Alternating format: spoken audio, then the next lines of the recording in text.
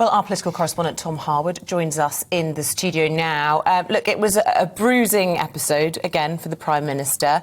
Lots of support, though, from his own party, until, it has to be said, Keir Starmer told that story of John Robinson. Tell us what the mood shift was in the chamber. That's absolutely right. There was a palpable shift in the temperature of the chamber. There was a bullish response from Conservative backbenchers as the Prime Minister was speaking. Indeed, the Prime Minister much more contrite than the people behind him. In many ways, the Conservative Party appeared united and supportive of the Prime Minister, and indeed heckling Keir Starmer when he started his speech. But that heckling soon died out when Keir Starmer started to speak about John Robinson, that constituent in the constituency of Lichfield, who wasn't able to see his wife. Now, talking about that very personal story, talking about the trials that an individual in this country went through, meant that there weren't able to be legitimately those sort of heckles that you'd normally hear. That it meant that the chamber went absolutely stony silent.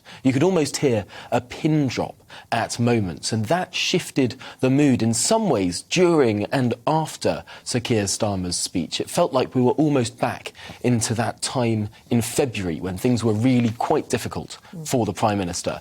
Although I suppose as the debate then went on, as Conservative MPs started popping up, talking about how the Prime Minister is respected around the world with regard to his response to the Ukraine crisis, and indeed others pointing to how there is a distinction between misleading the House and deliberately misleading the House, as Peter Bone, the MP for Wellingborough, mentioned in his question.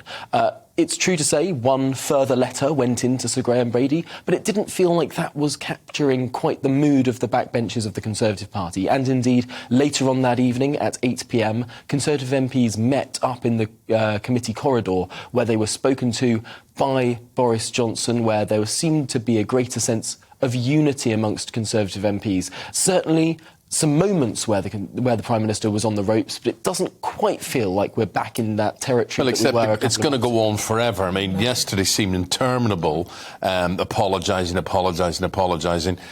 PMQs today, can it move on in any way?